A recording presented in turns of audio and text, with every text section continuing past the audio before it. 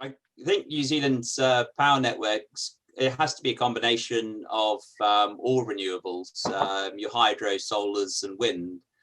And a good example is if you end up with a giant high sitting over New Zealand, your solar farms will be going flat out. Your wind turbines might just be sitting dead there, and your lakes won't be filling up. So having your solar there will just be able to store that little bit more water in the dams where they can be used during the peak time. So the solar might not be able to power the peak times, but they'll keep the dams a little bit more full. Because it'll be water that won't need to be used. And it might be just enough that we don't need to put on a coal power station or something. Looking at economics, I do see it as utility scale is more of a way to go. We've done a couple of houses. We've done sort of the cowshed ones with big systems out there, which are great, and they are economic, being behind the meter and the likes. But when you're looking at New Zealand Inc., having utility scale, when you're actually offsetting a large amount of water, that's helping New Zealand on quite a large scale. But just somebody just putting a solar panel on their roof, that's that's just enough to offset just that little bit of power somewhere. Are we almost getting to the stage where some of those mid-level projects are viable? How far away are we from getting, the 10 to 20 to 50 plus megawatt projects making sense? We're going to see them coming in certainly in the next year or two. On a large scale.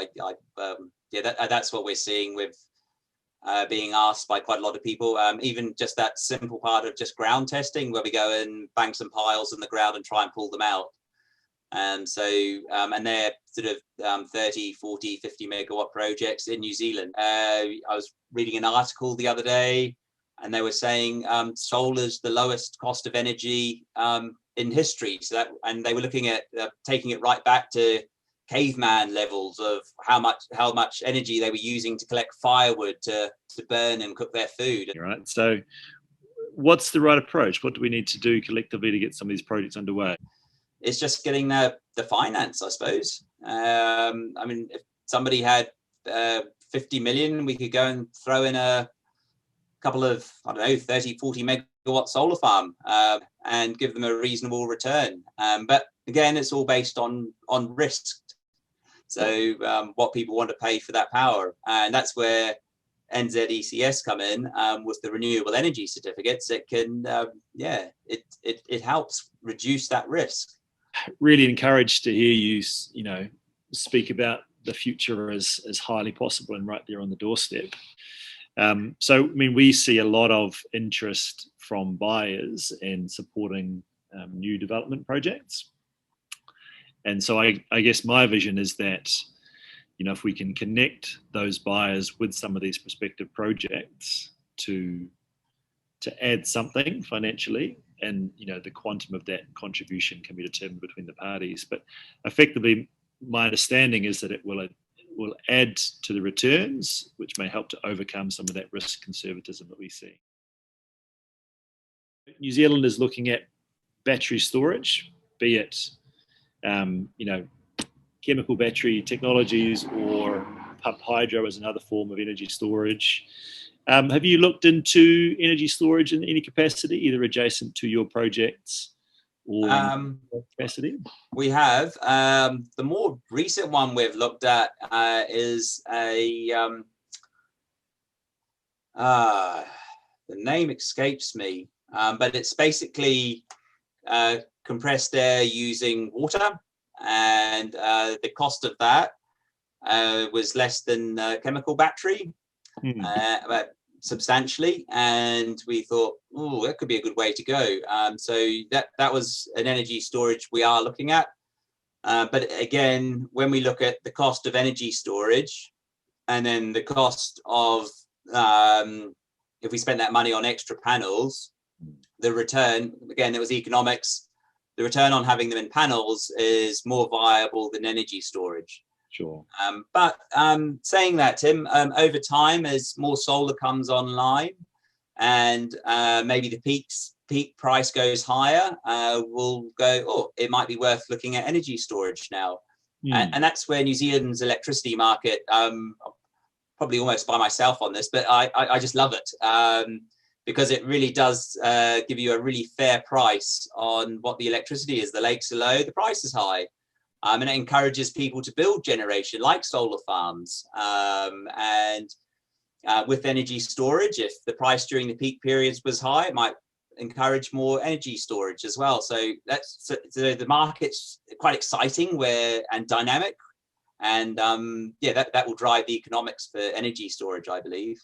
Yeah, absolutely. And so let me drill a little bit further. How close do you think we are economically? Do you think, there's ongoing conversation around the declining cost of energy storage? Are we anywhere near parity? Is it almost worthwhile for you to look at a project, or is it just space like you?